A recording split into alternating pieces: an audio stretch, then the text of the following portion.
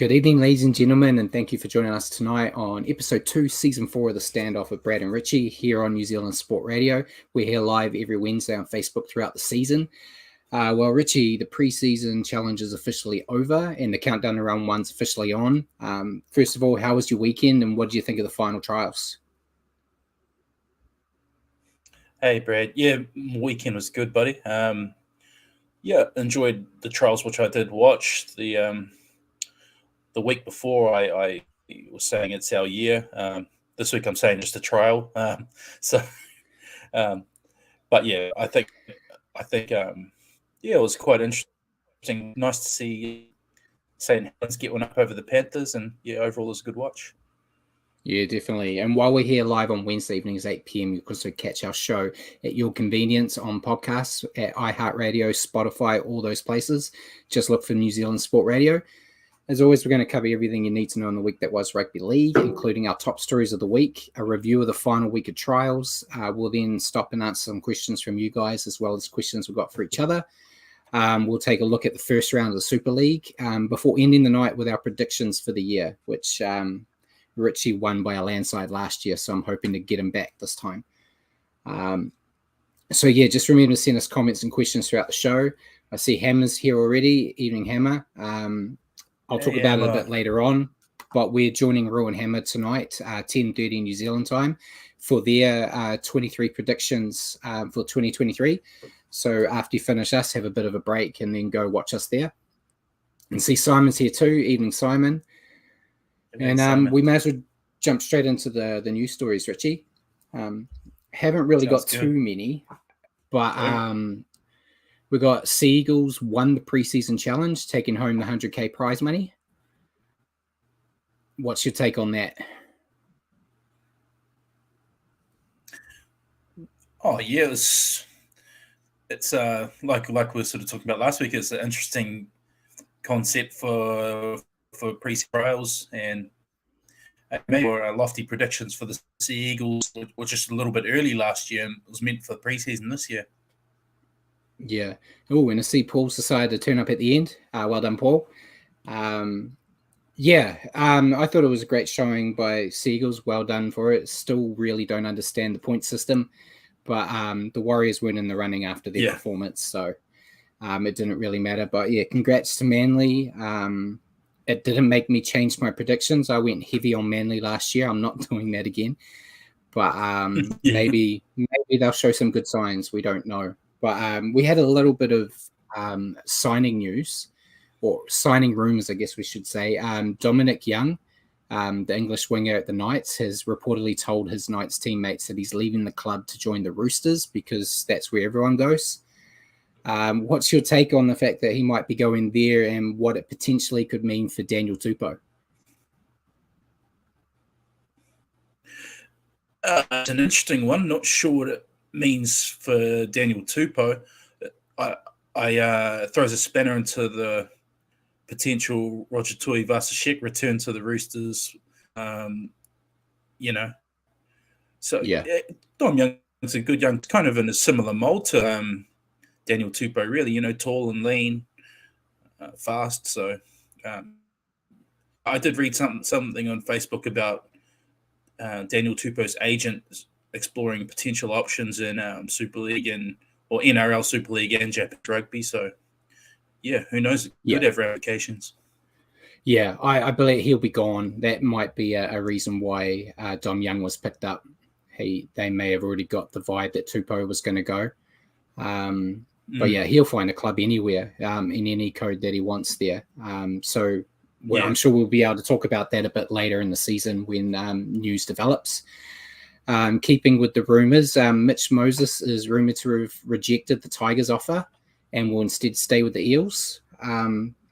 We kind of said that last year, that we felt like Mitch Moses was going to stick around at the Eels, but sounds like it's almost a done deal.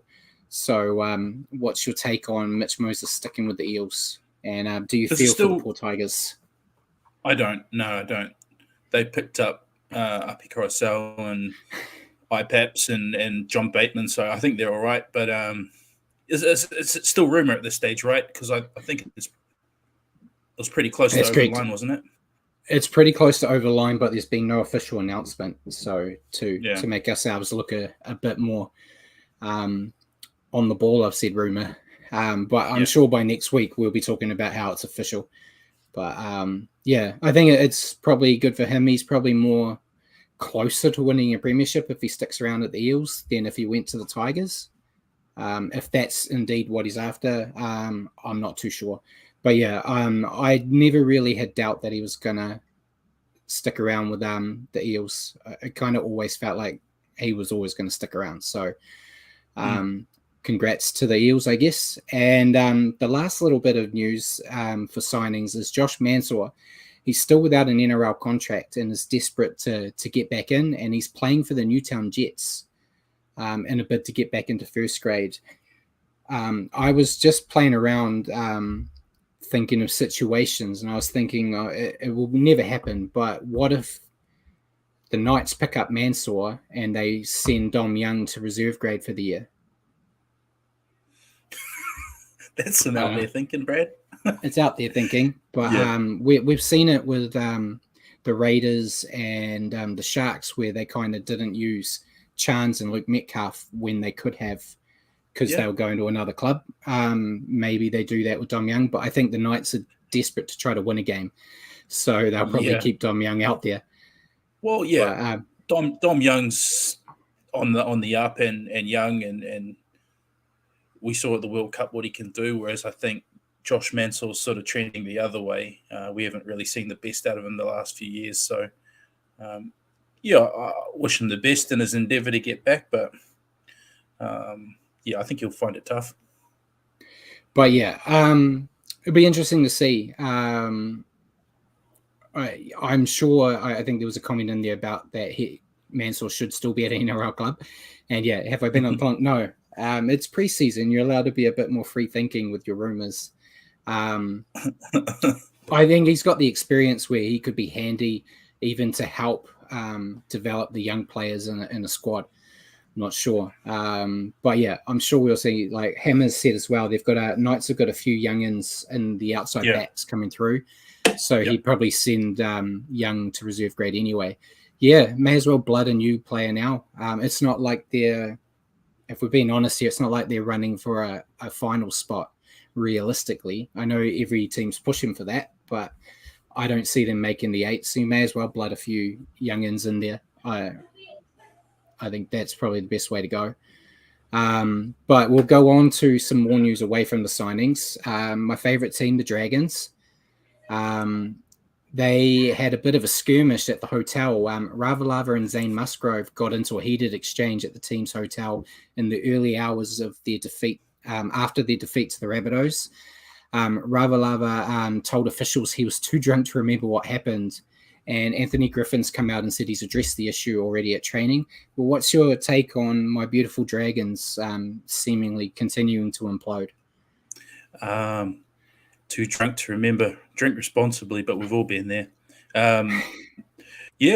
Great culture they have there, eh? Just more heaping more onto the evidence that there's not all's very rosy there at the Dragons.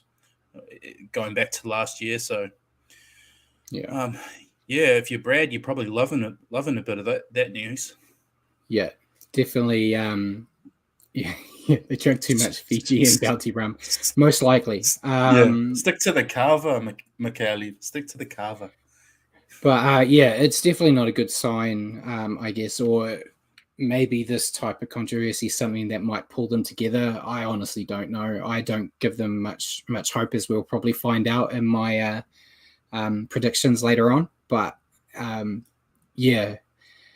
not a good look, and probably makes the job security for Griffin a little bit thinner. May as well. Our last bit of news: the NRL cancelled their season launch. It's the second year in a row it's been cancelled. The first one obviously was 2022 when there was all the flooding in Australia and they cancelled it. This time they've actually cancelled it due to the current issues with the CBA deal. There's a lot of rumours now that things are progressing well, but the thought behind cancelling it this time was the launch it was just basically to prevent any friction with the players while they were kind of on good ground. But what's your take on them cancelling the season launch again? That's what it is. Yeah. Yeah.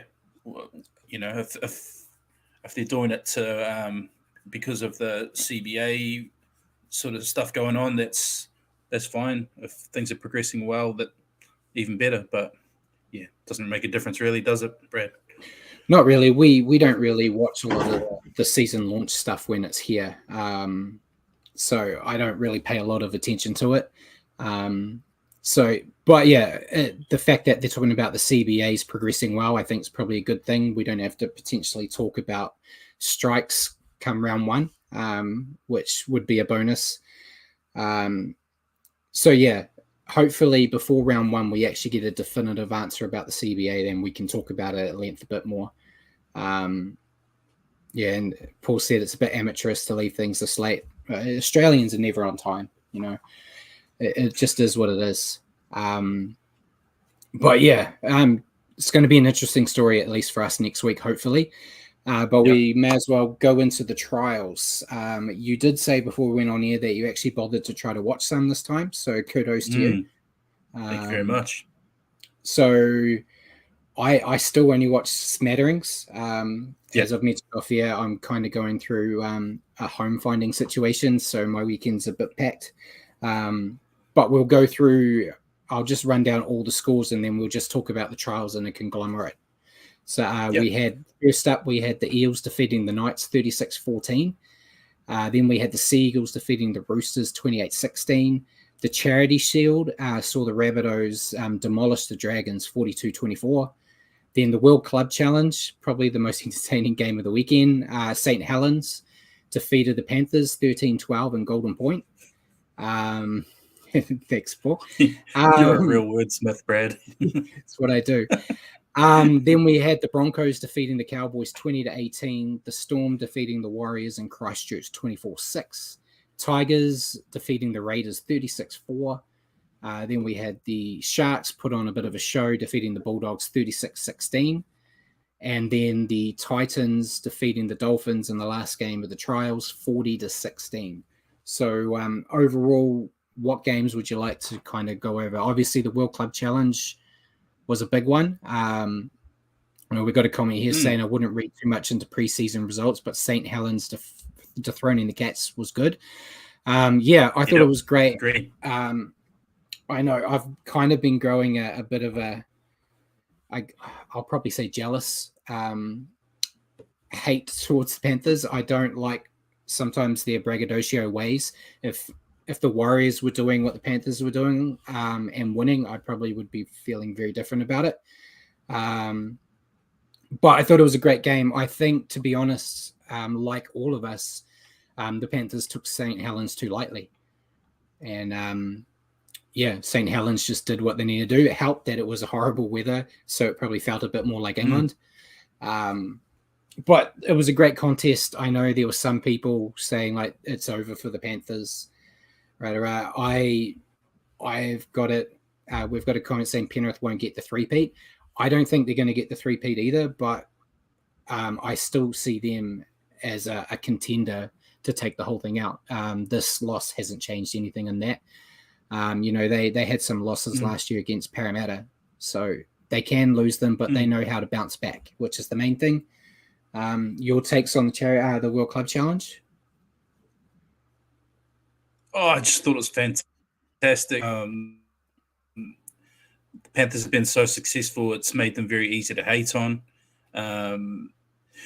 So to see St. Helens come to their backyard and get one over them, I thought defensively they were very sound. Nice to see your boy Connie Harrell get a try. I just thought it was a fantastic effort from St. Helens. Everyone was writing them off.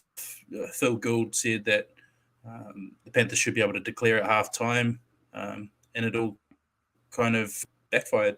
But it was fantastic to see, cat amongst the pigeons there. Yeah, and Simon put a good thing up. We might keep that one for the questions, Simon.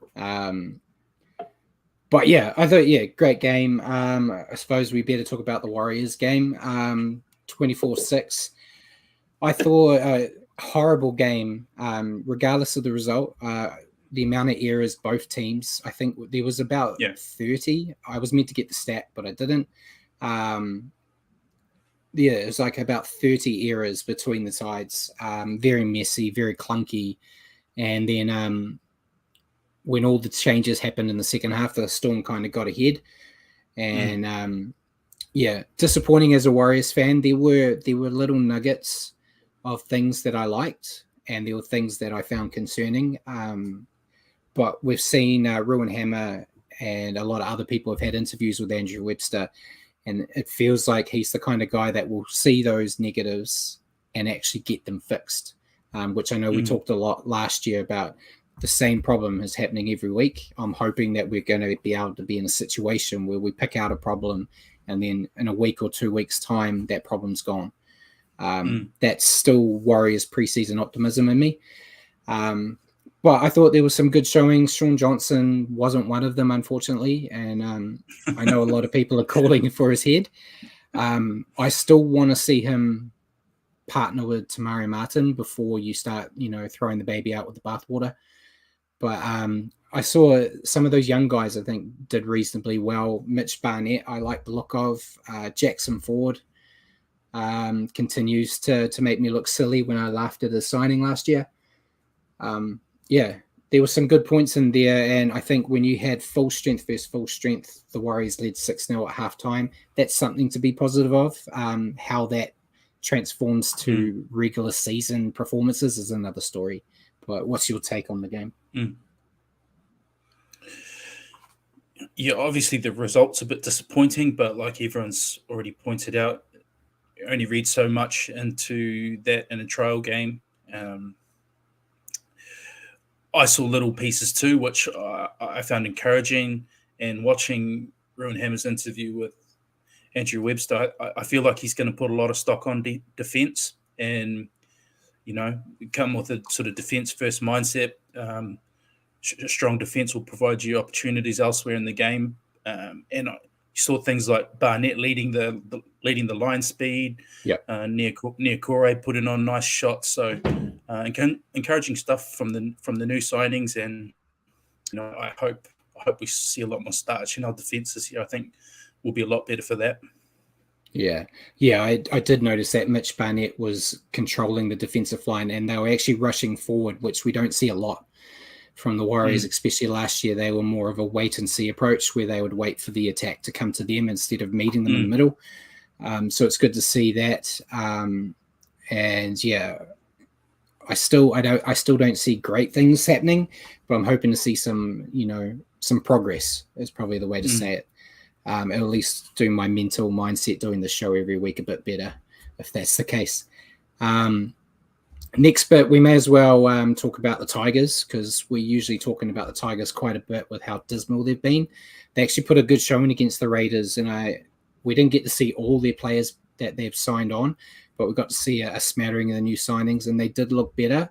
The Raiders haven't really looked that great in trials, so it is always hard to gauge, and it is only a trial. But do you think this is going to show that the Tigers are going to claw their way out of the bottom or the wooden spoon area? You would hope so with the recruitment they've done. The recruitment they managed to carry out in the off season last season was very good. You'd say Coruscant, Papali'i, John Bateman's are also pretty top draw signings. So while they have been abysmal the past couple of years, you'd think those three guys might have enough impact to see them at least get a few more wins this year. Yeah, definitely. I think, they have recruited well. It does look like a good team. It's just if they can get it all together on the same page and keep it consistent through the season, that's going to be another story. But yeah, I'm a bit more concerned about the Raiders, to be fair. But once I think they get into the regular season, you look at the trials last year, the Warriors beat the Storm, and there were some other big teams that didn't do well, and then it all changed once regular season hits. So, but yeah, Jacko said they're very top heavy, the Tigers, and they're going to struggle with depth if they get some injuries, which is true. And Jacko did also mention earlier about Sean Johnson that, he didn't have the great game, but his defense was good, which I will agree with. He was very solid on D. That's a positive to pull out of it.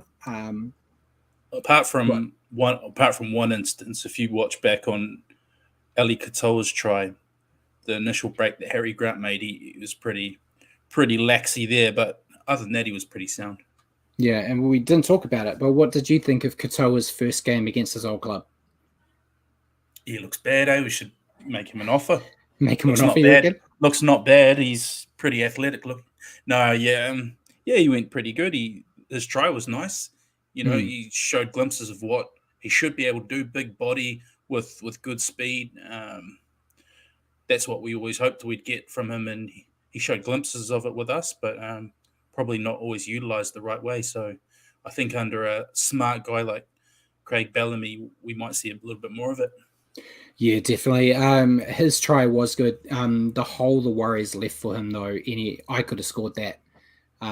If he gave me the ball in that hole, I reckon I could have got close. May have pulled a hammy close to the line, but yeah, it was just good hole running though. If he didn't put himself in the right spot for there, nothing would happen. And yeah, Simon said he's not worried about the Raiders and that Ricky will get the boys back into performing the top 8. And Jacko also said that Brown stuffed Katoa up. Yeah, agreed. I believe if Brown wasn't the coach, Katoa would most likely still be at the club. Because he would have been used the way he was being used prior to Brown and where he was being dangerous. So it's unfortunate, but I think it's probably the best thing that's ever happened to Katoa.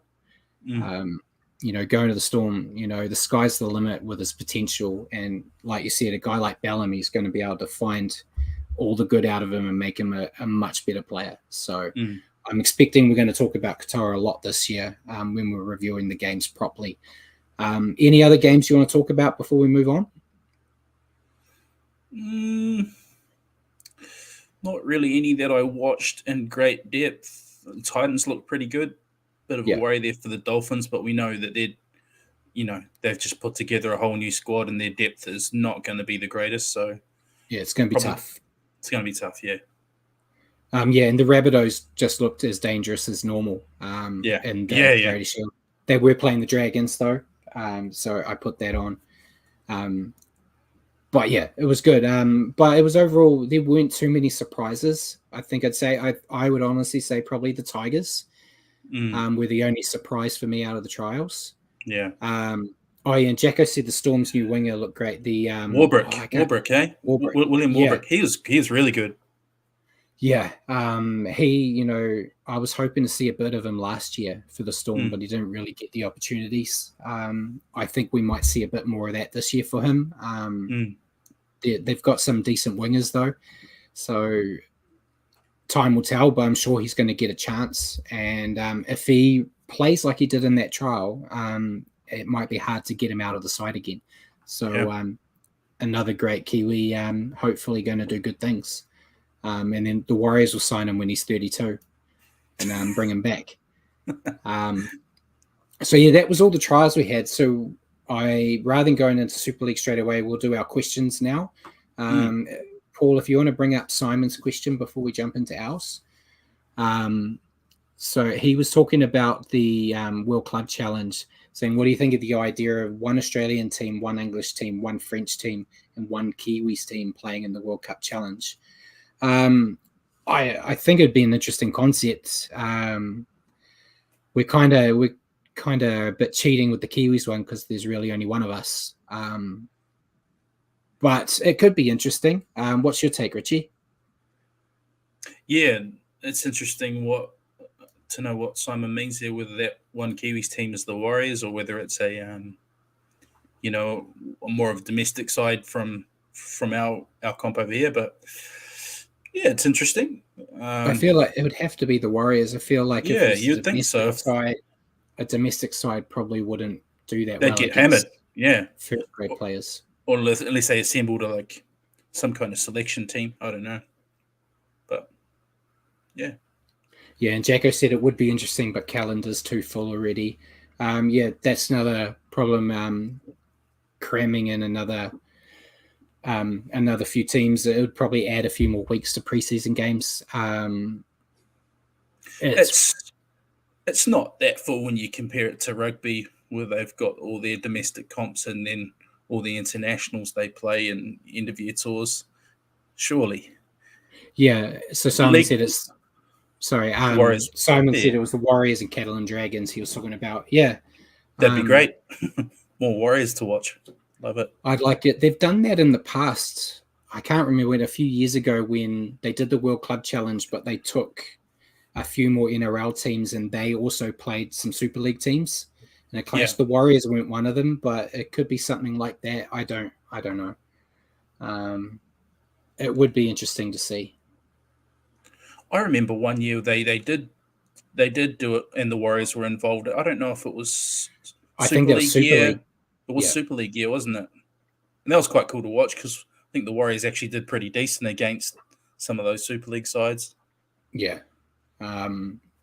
But were there any other questions in there, Paul? I don't think so. I think we kind of were answering them all as we went. Yeah, so Simon said 2015-16, they took a couple of NRL sides to play. It was about 3 sides. Yeah, that's what I believe so. But we'll I'll go with my question first because it kind of is the opposite to yours. Sure. They said, judging by his recent performance, how long would you stick it out with Shaun Johnson as the Warriors halfback in 2023 if you were in charge? There's a few layers to that, my reply to that. And when you look at the rest of our halves that we have to select from, there is some depth there with Tamati Martin and Metcalf. None of them really have an elite level kicking game. And I think although Shaun probably missed his mark more than he wanted to on the weekend, out of the 3, he'd probably have the superior kicking game. Yeah. Perhaps. And he's probably got the experience edge over the other 2 as well. But if we roll out into the regular season and Shaun has a half dozen games like he had on the weekend where he's missing touch from penalties and kicking out on the full and fails to really spark our attack, I don't think I'd wait too long before I pulled trigger and tried something different. And I wonder how Andrew Webster will approach that. We saw how dangerous Metcalf can be, and I think Shaun would be, if it went that way and he wasn't performing off the bat, made a change and it yielded some results, then at least we'll have an experienced backup option in Shaun if there were any injury. But, it's not too far from the dawn of a new era for the Warriors and the spine. So, yeah, I don't think I'd wait too long. Yeah, I'd say 8 weeks because that's around how long Metcalf's out for. So if that first, like the 8 weeks there, I don't see bringing Volkman into the halves being any better. No. So I'd say while Metcalf's still, injured, if Shaun hasn't shown, some glimpses or going back to the old ways, which I feel like he might do. Spoiler for prediction later on Rowan Habber's show. I feel like Shaun will find a groove with Tamati Martin. But yeah, if it's not working, they're in a position where they don't have to keep persisting like they have been. So yeah, time will tell. But I'm being hopeful as a Warriors fan. But I think it's a great problem to be able to have a guy like Metcalf that could potentially add some spark if that's what's needed.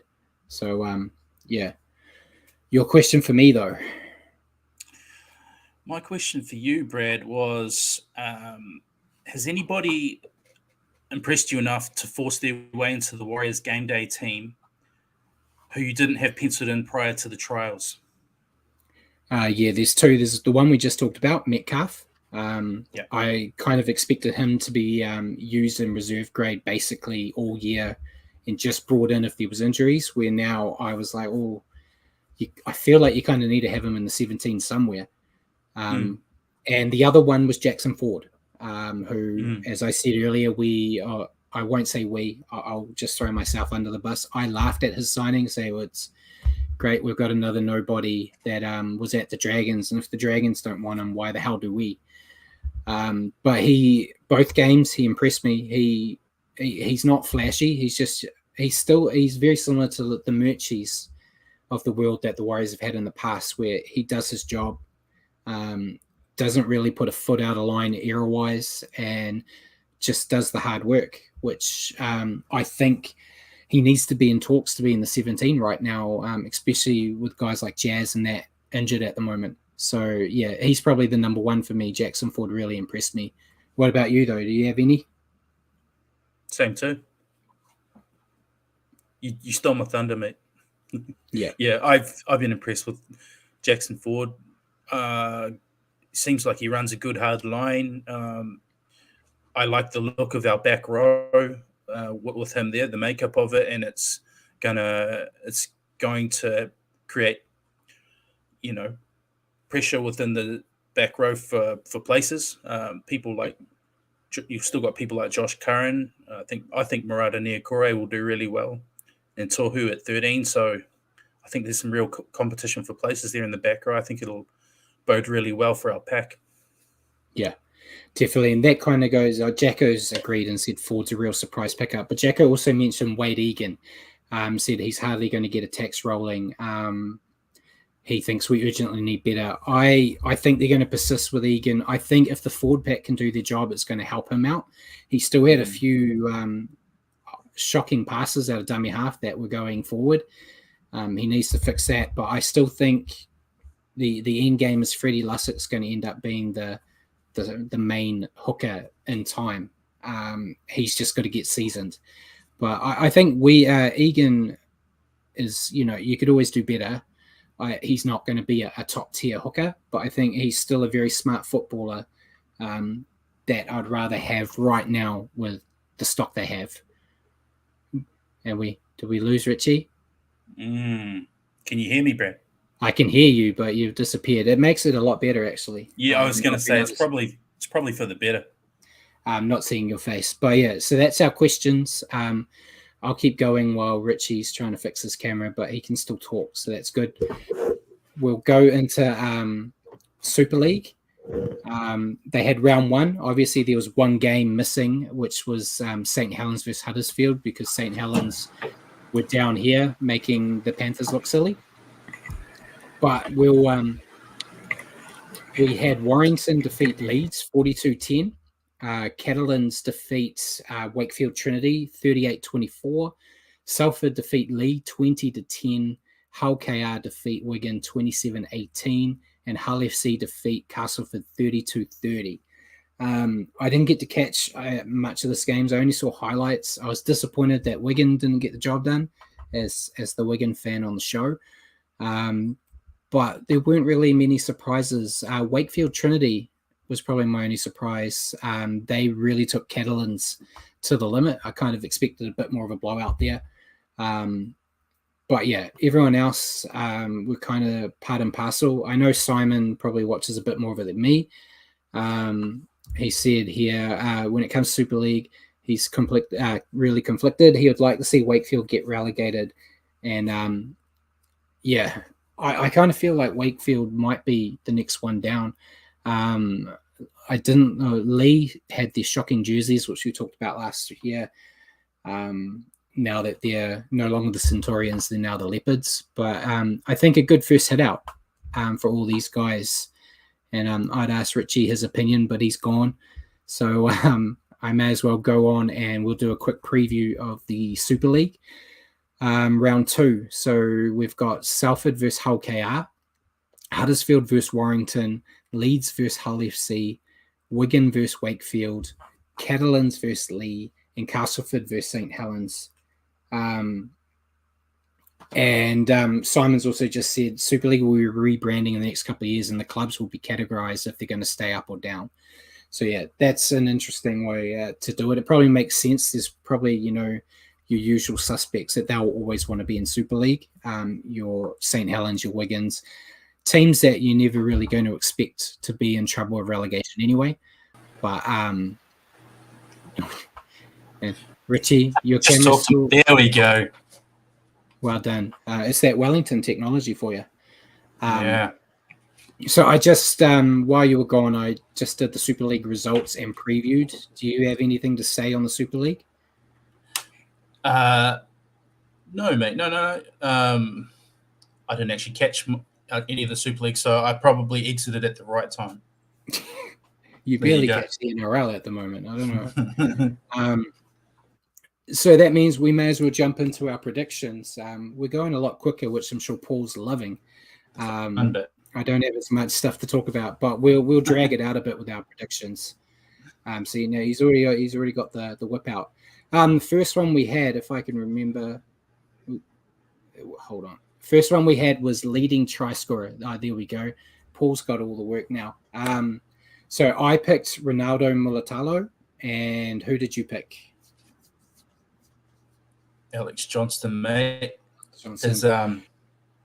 His try tally this year is going to take him from number 5 to number 2 on the all-time list. He'll go past Brett Morris, Steve Menzies, and Billy Slater, and sit only behind Ken Irvine. See, so how could you go wrong picking Alex Johnston? How could you go wrong? Yeah, it's the cheating answer, I guess. It's a safe answer. Yeah, this is why you win the predictions every year, because you pick the safe options, and I try to go left field and put all my money on one team, which we might see a trend. I've gone out there a couple of times, so I haven't gone all safe. Yeah. So the next one we had was leading point scorer. If Paul can remember that one. Here we go. So we had I kept with the Sharks, and I went with Nico Hines. And your pick? Dale Holmes scores tries, kicks goals really well. He'll be there or thereabouts. Yeah, and Paul's just reminded me it's me that needs to control the slides, so I've got that now, Paul. I'll get it sorted. Yeah, again, another safe option from you. Simon said Nathan Cleary will be leading point scorer. Yeah, I've gone with Nico just because I kind of put a Shark as the leading try scorer, so their goal kicker should be a leading point scorer. And Robbie's asked who my captain is in my fantasy team. I think it's Cleary. I don't even think I have Nico in my teams. Yeah. I can't guarantee that. It's either Nico or Cleary, whichever one I grabbed.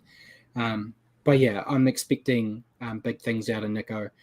But yeah, Valentine Holmes is a decent shot there again. Hopefully we'll see a risky pick from you somewhere, Richie. Next one we have is the 2023 minor premiers. Surprise, surprise, I've gone with the Sharks. It's the Seagulls all over again, I'm telling you, Rich. I'm going all in on one team. And who did you pick? You do like a flavour of the month, don't you? Yeah. I went Roosters. I went them last year as well. I think adding Brandon Smith adds something good there, and yeah, I just get the feeling that if I keep picking them, they're going to do me right one of these days, one of these years. Yeah, I was very tempted to pick the Roosters until I saw that you did. Then I changed it up. I think the Roosters are going to be. And Paul's leaving, so see you, Paul. Paul's had enough of us. Yeah, so I did a little bit of a change of the script after I saw that you picked the Roosters and went with the Sharks. But yeah, I think the Roosters are in for a big year as well. Next one we had was signing of the year. I went with Brandon Smith, kind of flowing on from what you just said about the Roosters. I think he's going to be someone who makes a bit of a difference to the Roosters squad. We know they struggle to get quality players, as you know, Richie. So it's good to see them finally get one across the line. And yeah, I think he'll do well for them. But your pick? Api Coruscant. Is that just because he looks similar to you, or? I wish I looked as fit as he does, but no, I just feel like he's that kind of player. He has a big impact on teams he plays for. He left Manly and went to the Panthers, and really once he arrived at the Panthers, they had the nucleus of something good there happening, but when he arrived there, they really went to top dogs who looked like they had a air of invincibility about them. So I feel like they will feel his loss this year, and the Tigers will benefit a lot from it. Yeah, and Simon's just mentioned that Brandon Smith will be a good signing, but the only downside is Melbourne Storm players sometimes they don't do that well away from Melbourne. So that's always the big hurdle. There's been a few of them have done all right when they've left, but there's more that haven't. So yeah, that will be the biggest struggle. I think he's a good enough player to kind of do what needs to be done. Jacko's also said he loves Coruscant and he'd look great in a Warriors kit. Wouldn't he? Yeah, man, I would have loved one of the signings the Warriors made last year to be Coruscant. Yeah. But yeah, it's not to be, unfortunately for us. But hopefully he can do something for the Tigers because they really need some help. Next one we had, my favorite one of the year is the wooden spoon. Mine, no surprise, it's the Dragons. A bit like you picking the Roosters all the time to win it. I'm always picking the Dragons to lose it. Personal bias aside, not liking the Dragons, I don't really feel like they've made any decent signings. No, they haven't. They weren't well they didn't play well last year. I don't see them playing well this year. The only positive they got is they got Ben Murdoch-Masila. But when he's kind of being taunted, like flown around as your top signing, I feel like you'll be concerned. No disrespect to my man crush. But yeah, and yeah, I think it's going to be another bad year for them. But who was yours, Mr. Safe Option? The Dolphins. Yeah. Poor Uncle Wayne, one of the greatest coaches of all time. But when you look at their squad, you can't polish a turd, as the saying goes. I think they'll struggle. Yeah, and I know most of the people out there have been picking the Warriors for some reason to get wooden spoon, but I feel like it's flipping a coin between these two teams, to be honest. So this is probably my closest shot to a safe option, Richie. Yeah. And Simon said he thinks the Dragons get the wooden spoon, but thinks the Dolphins will just be around them at 16 to 17. Yeah, so kind of like what we were saying there. And Jacko's also said Dragon Spoon Hook will be hooked, which is a bit of a spoiler for a little bit later on there, Jacko. But next up, we'll get away from the doom and glooms and talk about our grand final matchup. We've got it here. I picked Sharks versus Roosters. So as I said, I thought the Roosters will play well, and I've put all my money on the Sharks for some reason this year. So I've picked them. And yours? Obviously, the ultimate dreams to see the Warriors there. Very tough to see that happening this year. So this is what I think is realistic, but also what I'd like to see. One of the oldest rivalries in the game, Roosters and Rabbitohs duking it out for the top prize. Yeah, Roosters, Rabbitohs. I think Roosters, I feel like are going to be there just like you are, and yeah, Rabbitohs are always pushing at the door. So it's not the safe pick for once for you. Well done, Richie. But I think it's a one that could actually happen. Simon said Raiders, Panthers. Good luck with that, Simon. I'm not on board with you, but it would be great to see, except for the Panthers. I don't really want to see a fourth grand final with the Panthers in it. Nah, definitely not. But that's just me. Next up, we have our Dally M's, Richie. Once again, cheating. I put all my money on the Sharks, but I've gone for Nico Hines to go back-to-back, which is surprising because I was surprised he got it last year.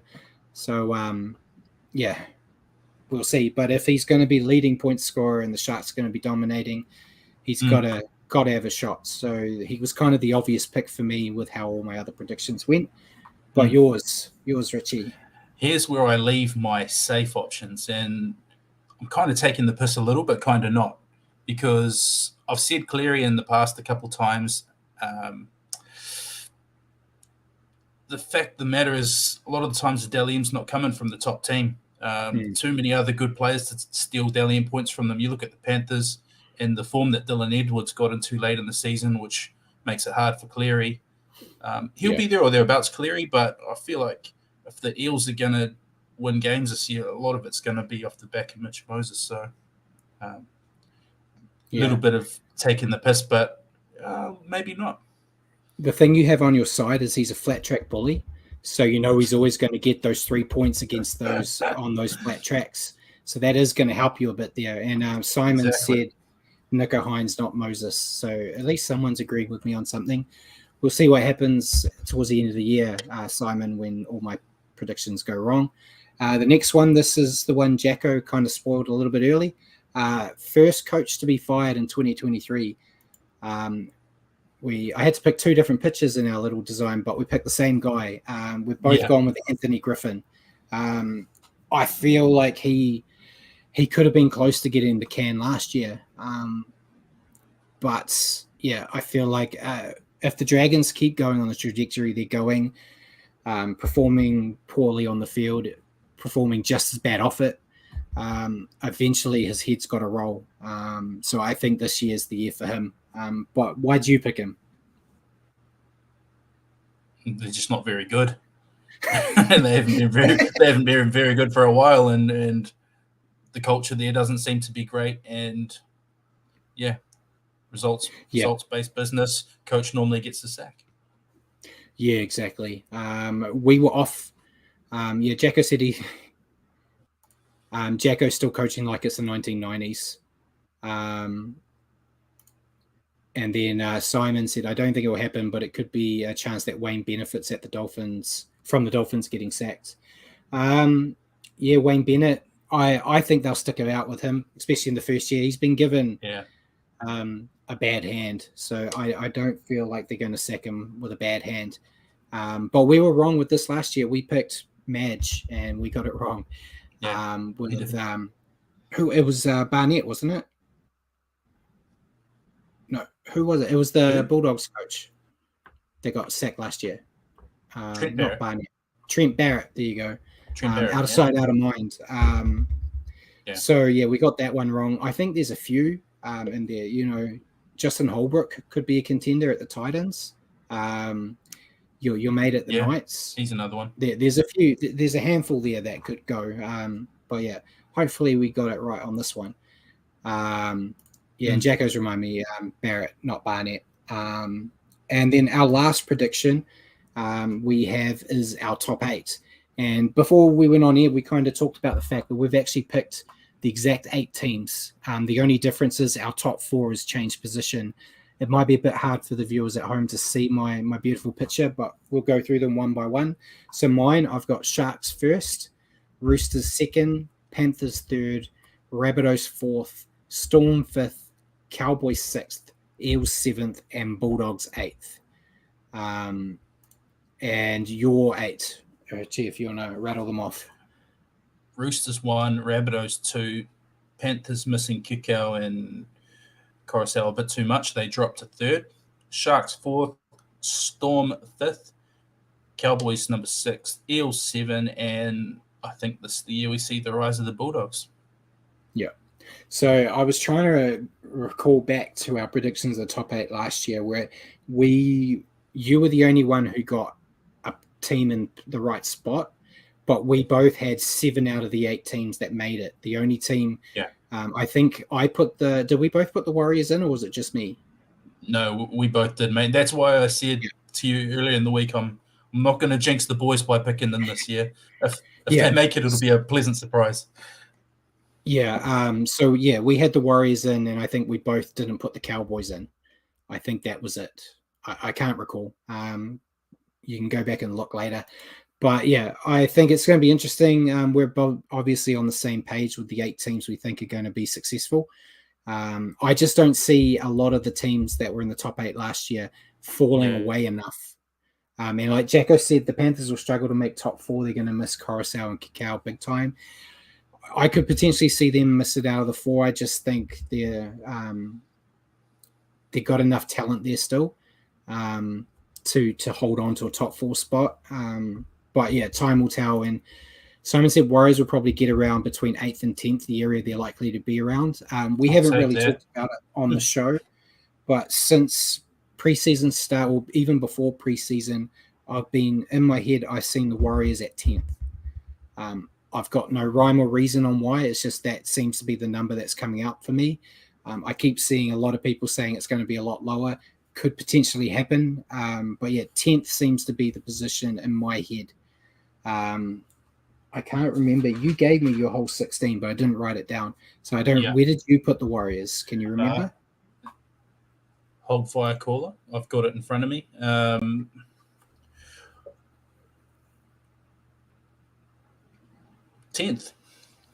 And 10th as well. See, we're on the same page.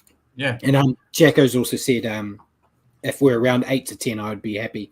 Yeah, obviously we want them to make the finals. It's no secret as Warriors fans, but I'm trying to be realistic. And it was more looking at the teams from last year, who's going to be bad enough to drop out to allow the Warriors into that spot. And that's where I struggled. But yeah, 10th, I think, would be fine. Mate, if we finish 8th, book the limousine, I'm going on a bender. Yeah.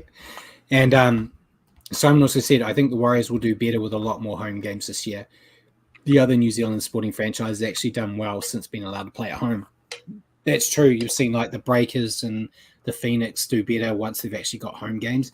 I do think they're going to improve. I just don't think it's going to be enough to crack the 8. But it's a long game. We've got to play here with a new coach. So if the Warriors show improvement this year, they can build on it for next year.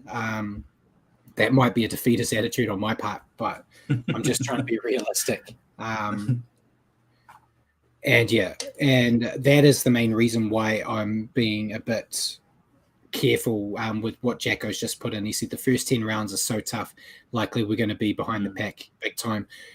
I did say that we did an early season preview with Ruin Hammer last year where I said in the first 10 rounds, I'm only reasonably confident that they win 2 of them. So there's a chance they could be 2-8. But those 2 are against the Knights. Yeah. The other side of that coin is we have a very cushy run home. So if we stay in distance, we're every chance. Yeah, in that first 10 rounds, if they can snag a couple more wins, then it's a completely different story. And like Simon said, the Warriors have to get the new coach a chance. I think they're going to. I think Andrew Webster's saying all the right things and building enough where they're not going to flick him away straight away. Like Jacko said, no, this year's the start of Webster's reign, so don't expect better than mid-table. Yeah, so that's why I'm saying 10th. I think if he can get them to 10th and they've shown improvements compared to last year, I think that's, you'd be disappointed that they didn't make the finals, but you'd be happy that they've set a platform to build on, which, is the goal when you're basically starting again, which is what the Warriors do every couple of years when they decide to sack a coach. So, that's it. And Jacko said, if they close the last half dozen rounds, if they're close, the last half dozen rounds are all winnable. Yeah. And hopefully it means it's going to be a bit more of a positive show every week, Richie. I hope so, mate. Where we're not dragging ourselves through Warriors review. But anything else you want to add before we sign off? Not really, mate. Thanks for the chat. It was very fun seeing our predictions as always, and can't wait to see how close we are. Yeah, exactly. So I've got them all in my little standoff book that I have on my desk where I write all our predictions, all our picks and everything. So at the end of the year, we'll go back and look at them and see how right Richard was and how way off I was. Sharks will be wooden spoon or something, and all my picks will be out the window. But yeah, before we go off, just want to remind everyone again that at 10:30 New Zealand time, we will be joining Ruin Hammer tonight. They're doing their prediction show where it's 23 predictions for 2023. Should be a great chat. Another late night for us, Richie. And before we go, Simon put notice you guys don't have the Broncos in the table. I figure to do very well. The Broncos could do very well, but I don't think well enough. Might be a bit of a spoiler for the Ruin Hammer show. I'll give it here. One of my predictions is Reece Walsh is going to have a blinder season, and then an off-field scandal will see him depart for the rest of the year, and they'll fall apart. That's my thing there. If the Broncos make the 8, I won't be surprised. It was just hard to put them in there for me. But then, like we said last year, we didn't have the Cowboys in there. So yeah, they'll be competitive. I have them 11th. Yeah. So, I feel like they're an injury or two away from exposing some depth problems, and if you ask Cobber, they're not coached very well. Exactly, they don't have a good coach. I feel like if they're one Reynolds injury away, I think, from being a contender to a pretender. Yeah. That's kind of how I'm feeling, and Reynolds getting a bit long in the tooth, so it might happen, but they might completely make me look stupid, which a lot of the teams we talk about like to do to me. So, yeah, that was all we really had. A bit of a quick, short one after the long one last week, and then once we're back into the swing of things, I'm sure they're all going to be long when we're actually going into every game that we watch. So, ladies and gentlemen, thank you again for joining us tonight.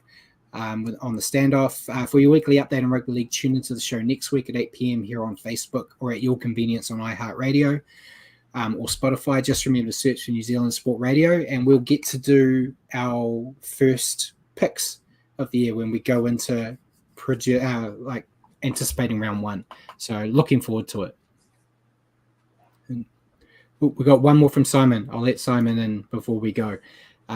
He says he does think the competition in Brisbane with the two teams now will make them better. That's true as well. So, yeah, time will tell with the Broncos. But anything else you want to add, Richie, before I let everyone go? You can let everyone go, mate. I'll thank them first. Thanks, guys, for all the chat. A lot of fun as always. And, cheers, Brad. Cheers. And hopefully see you guys in a couple of hours on Ruin Hammer's show. But until then, good night.